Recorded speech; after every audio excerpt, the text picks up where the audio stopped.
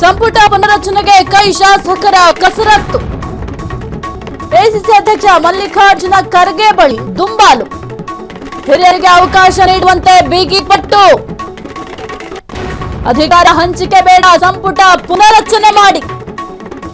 ಸರ್ಕಾರ ಆಡಳಿತಕ್ಕೆ ಬಂದು 3 ವರ್ಷ ಆಗಿದೆ.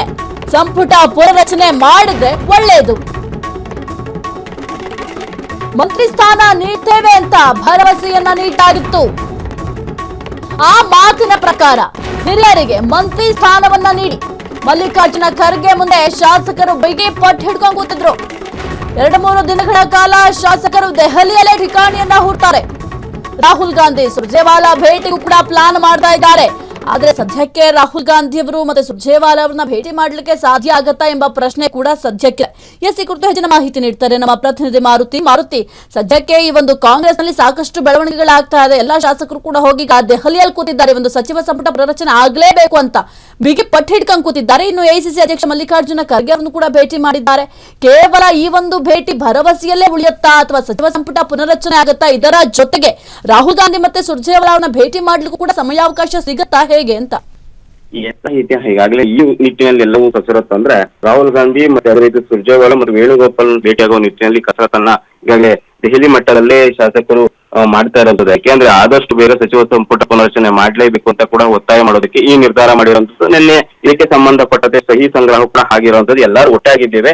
ನಮ್ಮಲ್ಲಿ ಬಂದಿರುವಂತವರಿಗೆ 10-15 ಜನಕ್ಕಾದ್ರೂ ಕೂಡ ಸಚಿವ ಸಂಪುಟ ಪುನರಚನೆ ಮಾಡಿ ಸ್ಥಾನಮಾನವನ್ನ ನೀಡಿ ಈಗಾಗಲೇ ಎಲ್ಲರೂ ಸಾಕಷ್ಟು ಬಾರಿ ಸಚಿವರು ಆಗಿದ್ದಾರೆ. 4-5 ಬಾರಿ ಸಚಿವರಾಗಿದ್ದಾರೆ ಈ ಕ್ಯಾಬಿನೆಟ್ ಅಲ್ಲಿ. ಹೊಸಬರಿಗೆ ಮತ್ತು 4-5 ಬಾರಿ ಏನು ಶಾಸಕರಾಗಿ ನಾವು ಆಯ್ಕೆ ಆಗಿದ್ವಿ, ನಮ್ಗೊಂದು ಅವಕಾಶ ಕೊಡಿ ಅಂತ ಒತ್ತಾಯ ಮಾಡಕ್ಕೆ ಈಗಾಗಲೇ ತೀರ್ಮಾನ ಮಾಡಿರುವಂತದ್ದು.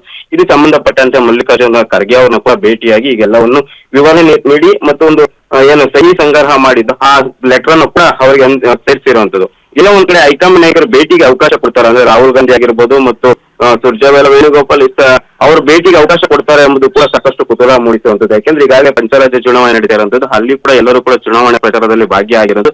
ಈ ಮಧ್ಯೆ ಇವರಿಗೆ ಅವಕಾಶ ಕೊಡ್ತಾರ. ಇನ್ನೊಂದು ಕಡೆ ಈಗಾಗಲೇ ನಿನ್ನೆ ಡಿ.ಕೆ. ಶಿವಕುಮಾರ್ ಮಲ್ಲಿಕಾರ್ಜುನ ಖರ್ಗೆ ಅವರನ್ನ ಭೇಟಿಯಾದ ಸಂದರ್ಭದಲ್ಲಿ ಶಾಸಕರು ಕೂಡ ಏನು ಕೇಳೋ ಹಕ್ಕಿದೆ, ಬಟ್ ವೈಯಕ್ತಿಕವಾಗಿ ಅಂದ್ರೆ ಬಹಿರಂಗವಾಗಿ ಯಾರು ಹೇಳಿಕೆ ಕೊಡಬಾರ್ದು, ಶಿಸ್ತು ಕ್ರಮ ಆಗುತ್ತೆ ಅಂತ ಕೂಡ ಒಂದು ಎಚ್ಚರಿಕೆಯನ್ನು ನೀಡಿರುವಂತದ್ದು. ಈ ನಿಟ್ಟಿನಲ್ಲಿ ಇವರೆಲ್ಲರಿಗೂ ಕೂಡ ಅವಕಾಶ ಸಿಗುತ್ತಾ, ಸಚಿವ ಸಂಪುಟ ಪುನರಚನೆ ಆಗುತ್ತಾ ಎಂದು ಕಾದು ನೋಡ್ಬೇಕು. ಇನ್ನೊಂದ್ ಕಡೆ ನಾಯಕತ್ವ ಬದಲಾವಣೆ ಬಗ್ಗೆ ಕೂಡ ಸಾಕಷ್ಟು ದೊಡ್ಡ ಮಟ್ಟದಲ್ಲಿ ಚರ್ಚೆ ಆಗ್ತಿದೆ. ಅದ್ರ ಬಗ್ಗೆ ಕೂಡ ಈಗಾಗಲೇ ಡಿ.ಕೆ. ಇರುವಂತಹ ಶಾಸಕರು ಕೂಡ ನಾಯಕತ್ವ ಬದಲಾವಣೆ ಆಗಲೇಬೇಕು ಅಂತ ಪಟ್ಟ ನಡೆದಿರುವಂತದ್ದು. ಈ ಮಧ್ಯೆ ಸಚಿವ ಸಂಪುಟಕ್ಕೆ ಅವಕಾಶ ಕೊಡ್ತಾರ ಹೈಕಮಾಂಡ್ ಅಥವಾ ನಾಯಕತ್ವ ಬದಲಾವಣೆಗೆ ಅವಕಾಶ ಕೊಡ್ತಾರೆ ಎಂಬುದು ಕಾದು ನೋಡಬೇಕಾಗಿರೋದು ಸಾಹಿತ್ಯ. ಮಾರುತಿ, ಮುಖ್ಯವಾಗಿ ಈಗ ಈ ಒಂದು ಸಚಿವ ಸಂಪುಟ ಪುನರಚನೆ ಏನಾದ್ರೂ ಆದ್ರೆ ಮೇಜರ್ ಸರ್ಜರಿ ಆಗೋದಂತೂ ಫಿಕ್ಸ್ ಅಂತ. ಯಾಕಂದ್ರೆ ದೊಡ್ಡ ನಾಯಕರ ಸ್ಥಾನಕ್ಕೆ ಕೂತು ಬರೋ ಚಾನ್ಸಸ್ ಇದೆಯಾ ಅಂತ ಈ ಇತ್ತೀಚಿನ ಬೆಳವಣಿಗೆಗಳನ್ನ ಗಮನಿಸ್ತಾ ಹೋದ್ರೆ? ಸಾಹಿತ್ಯ ಈ ವಿಚಾರದಲ್ಲೂ ಕೂಡ ಸಾಕಷ್ಟು ಜನರ ಹೆಸರನ್ನು ಮುನ್ನಡೆಗೆ ಬಂದಿರುವಂತದ್ದು.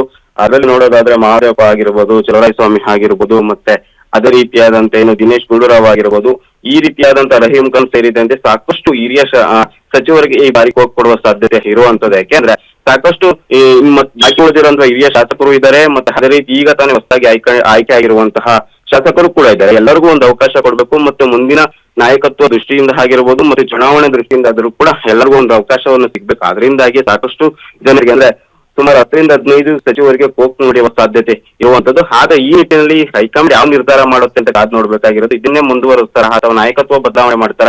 ಒಂದು ವೇಳೆ ಸಚಿವ ಸಂಪುಟ ಪುನರಚನೆಗೆ ಅವಕಾಶ ಕೊಟ್ಟಿದ್ದ ನಾಯಕತ್ವ ಬದಲಾವಣೆಗೆ ಕೂಡ ಸಾಕಷ್ಟು ಬ್ರೇಕ್ ಬೀಳುವ ಸಾಧ್ಯತೆ. ಇವೆಲ್ಲವನ್ನೂ ಕೂಡ ಲೆಕ್ಕಾಚಾರ ಹಾಕೊಂಡು ಹೈಕಮಾಂಡ್ ಯಾವ ನಿರ್ಧಾರ ಕೈಗೊಳ್ಳುತ್ತೆ ಅಂತ ಕಾದು ನೋಡ್ಬೇಕು ಸಾಹಿತ್ಯ. ಓಕೆ, ಥ್ಯಾಂಕ್ ಯು ಮಾರುತಿ ನಿಮ್ಮೆಲ್ಲ ಮಾಹಿತಿಗಾಗಿ. ಕ್ಷಣದ ಸುದ್ದಿಗಳಿಗಾಗಿ ಫ್ರೀಡಂ ಟಿವಿ ಸಬ್ಸ್ಕ್ರೈಬ್ ಮಾಡಿ, ಲೈಕ್ ಮಾಡಿ ಹಾಗೂ ಫಾಲೋ ಮಾಡಿ. ಹೊಸ ಸುದ್ದಿಗಳ ನೋಟಿಫಿಕೇಶನ್ಗಾಗಿ ಬೆಲ್ ಐಕಾನ್ ಮೇಲೆ ಕ್ಲಿಕ್ ಮಾಡಿ.